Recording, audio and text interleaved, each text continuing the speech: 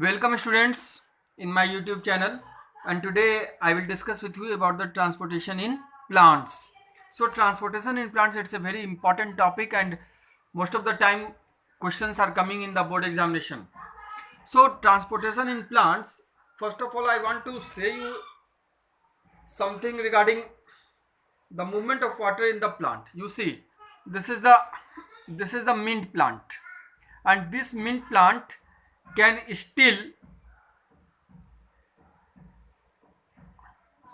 take the water from this pot, but it is a small plant, and by the process of diffusion the water can come here, isn't it? But what about in long plants? बड़े बड़े पेड़ में क्या होगा? From root to tip, against the gravity, how water will cover this long distance, even 100 metre? कोई कोई पेड़ 100 metre तक बड़े होते हैं, तो वहां तक पानी कैसे पहुंचेगा? So it's a great question. So regarding that we have to discuss and we have to find out the solution. So first of all we have to learn about the diffusion. What is the importance of this diffusion in case of plants? So in case of plant, the diffusion, we know, if plant is very small, very few cells plant, then by the process of diffusion plant can get water, isn't it? But diffusion is not enough for the movement of water in a very long trees, isn't it? That is written here, you can see here, you can read. So special, you can see the last point, special long distance transport system become necessary, है ना, so as to move substances across long distance and at a much faster rate.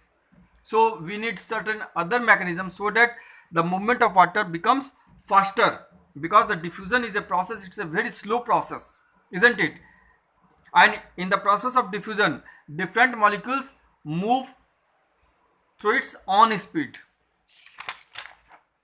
Now you see, water and minerals and food are generally moved by mass or bulk flow system.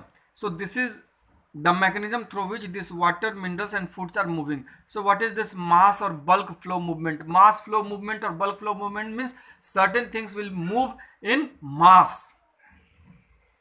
So mass flow is the movement of substances in bulk or in mass from one point to another as a result of pressure differences between the 2 points.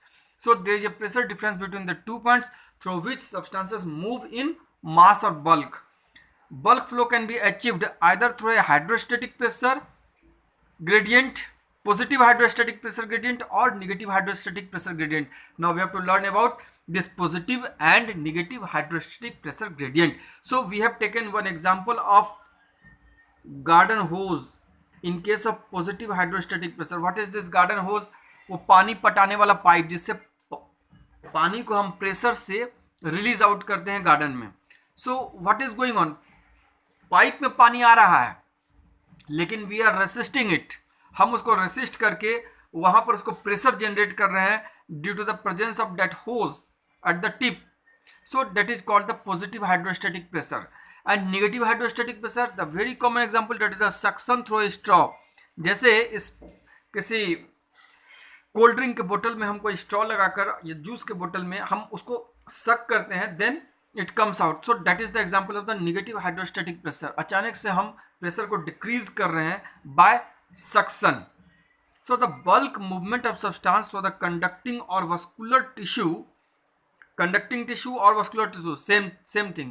So this conducting or vascular tissue, that is the xylem and phloem of plant, is called translocation. So the bulk movement of those substances through the xylem and phloem is called translocation. Translocation means something that is translocated, something that is transported from one point to another point, that is called translocation. So vascular tissue in plants, we know xylem and phloem. What are the purpose of xylem and phloem? We know xylem, O is absent, means it is responsible for the translocation of water and minerals and hormones, isn't it? Phloem, O is present, so water, it is responsible for the translocation of a organic and inorganic substances. So glucose, other form of carbohydrate, and some ions that we have called inorganic ions. So they are responsible for the translocation of those substances. So O is present means it transport food. In food, O is also present. So in this way you memorize it. After that you see the xylem, isn't it? So xylem we have discussed, phloem discussed, you can see here. Now how do plants absorb water? Plant water को absorb कैसे करते हैं? So we know from our previous classes, plants have roots, and in the roots hairs are present. Millions of root hairs are present, and these root hairs are responsible for the absorption of water from the soil, isn't it? So that structure is present, but what is the mechanism? So that mechanism we have to understood. So see here, the process of water absorption is purely by diffusion. और absorb होगा कैसे, तो मैं आपको यहाँ पे एक छोटा सा स्ट्रक्चर बना के एक्सप्लेन कर रहा हूँ. देखिए, suppose this is the root and this is the shoot part. So we have to focus on this root parts, and these fine hairs are the root hairs through which roots will absorb the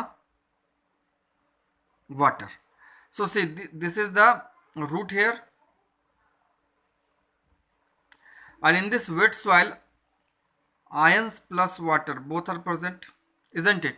If ions are absorbed by these root hairs, then what will happen? Inside the root hair cells are present, so in those cells the concentration of ions will increase. So if the concentration of ions will increase inside the cells of the root hair, then what will happen? By the process of osmosis, the excess water present in the soil will move inside the root or not. So in this way these roots are absorbing water. I hope you have understood. So that is written here, you can read it. After that you see what are the structures present in the xylem through which these xylems are able to transport the water, minerals and other substances in the plant. So this xylem, in class 9th we have read about the constituents of xylem. So these vessels and tracheids are pipe-like structure, and they are the main structure present in the xylem through which these water and minerals are transported. You can see the vessel. I am drawing a small structure of this vessel. This is the pipe-like structure, you can see. This is the pipe-like structure. Tracheids, it is also pipe-like structure. Small pores are also present. This is the tracheid and this is the vessel, isn't it? So these pipe-like structures are present in the xylem through which they translocate the water and minerals through the root, stem and leaves, isn't it? Now the last part that is most important for the transportation of water and minerals in plants, and the mechanism that we are searching, that is the transpiratory pull.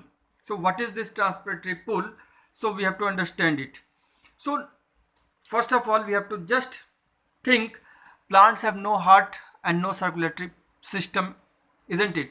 So how the movement of water is accomplished, whether water is pushed or pulled. So scientists were in dilemma, either water is pushed or pulled in case of plant. So most of the researchers by various experimentation agreed water is pulled, खींचा जाता है, जैसे कुएं से पानी हम खींचते हैं. Water is pulled through the plants, water is pulled, यानी कोई है जो प्लांट से वाटर को खींच रहा. कौन है, कौन सा mechanism, will see. And that are driving force, and that the driving force for this process is transpiration. और इस पुलिंग के लिए जो ड्राइविंग फोर्स है, that is the transpiration, and this transpiration we have also learned just right now. So transpiration in class 9th we have also read. So transpiration, that is the loss of water in the form of vapor, or we can say evaporated water, so from the tip of the leaves. So transpiration from the leaves, isn't it? So less than 1% of water reaching the leaves is used in photosynthesis, यानी जो water leaves में लगातार plant के root से होकर, stem से होकर पहुंच रहे हैं, उसका केवल 1% ही फोटोसिंथेसिस में यूज होता है. Mind it. And rest of the water is transpirated, यानी in the form of water vapour, it is lost from the plants in the atmosphere. बात समझ रहे हैं? इसलिए हम कहते हैं जहां ज्यादा प्लांट्स होंगे वहां ज्यादा ह्यूमिडिटी होगी, ज्यादा क्लाउड फॉर्मेशन होगा और ज्यादा रेनिंग होगा. So most of it is lost through the stomata, and this stomata you also know about this stomata in the leaves. So this water loss is known as transpiration. ये जो water loss है इसी को हम क्या बोले, transpiration बोले, isn't it? So transpiration, it is the evaporative loss of water by plants, isn't it? It occurs mainly through the stomata in the leaves. So एक छोटे से डायग्राम से हम इसको समझ सकते हैं इस तरह से, आप भी बना सकते हो, मैं यहाँ बना रहा हूँ. I am drawing a long tree. Here roots are present of this tree and these are the branches. I will draw one branch, one leaf, so that I can understand it. This is the sun.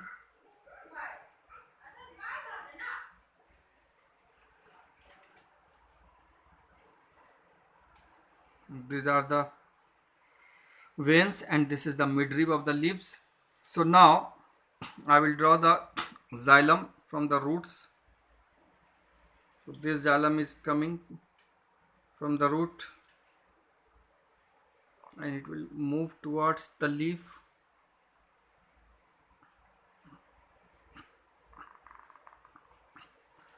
So with the help of the sunlight, what is going on in the leaf? If you will see the section of the leaf, you will find a structure like this. This is the epidermal structure, means leaf के ऊपर का जो structure है, leaf के ऊपर जो cell के lining है ये है. उसके बाद इस तरह से आपको सेल्स मिलेंगे और जब आप सेक्शन काटेंगे तो ये रेड वाला स्ट्रक्चर आपको कुछ इस तरह से मिलेगा, pipe like structure.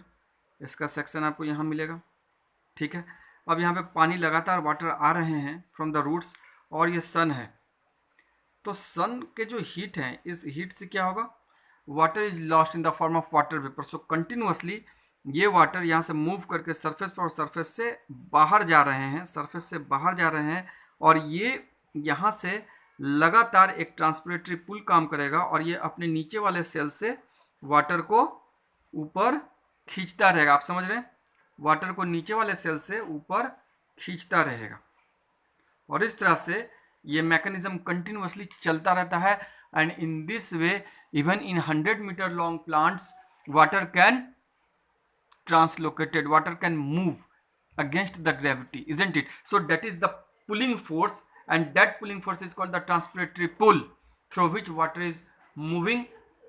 Not only water, with water minerals and other things are also moving from root to the different parts of the plant. So this is the unidirectional movement. आप इसको कह सकते हैं it is a unidirectional movement. अब आप इसको unidirectional क्यों कहें, क्वेश्चन आ सकता है. So unidirectional means नीचे से ये चला और ऊपर ही ऊपर जाएगा, चाहे ये लेफ्ट जाए राइट जाए, ठीक है, लेकिन ये एक ही डायरेक्शन में अपवर्ड मूवमेंट में ही चलेगा. बात समझ रहे हैं. लेकिन फ्लोएम के केस में हम देखेंगे जब फ्लोएम से मूवमेंट होगा फूड का, then it will be bidirectional. Why it will be bidirectional? आप इसको थोड़ा सा ट्रेलर यहाँ देख लीजिए. Suppose sunlight is coming and this is the leaf, photosynthesis going on. From photosynthesis glucose has been form. नहीं, ये glucose बन गया. तो इस ग्लूकोज को कहाँ जाना है, स्टेम में भी जाना है, different parts of the stem में, और इसको रूट में भी जाना है. यानी इसको बोथ डायरेक्शन में जाना है, अप एंड डाउन, दोनों डायरेक्शन में जाना है. दैट्स वाई फ्लोएम के मूवमेंट को हम क्या बोलते हैं, फ्लोएम का मूवमेंट क्या होगा, by directional. I hope you have understood, by directional होगा. सो हम इसको डिस्कस करेंगे डिटेल में फ्लोएम के मूवमेंट को. Right now we are discussing about the transportation of water and minerals through xylem. So I hope you have understood.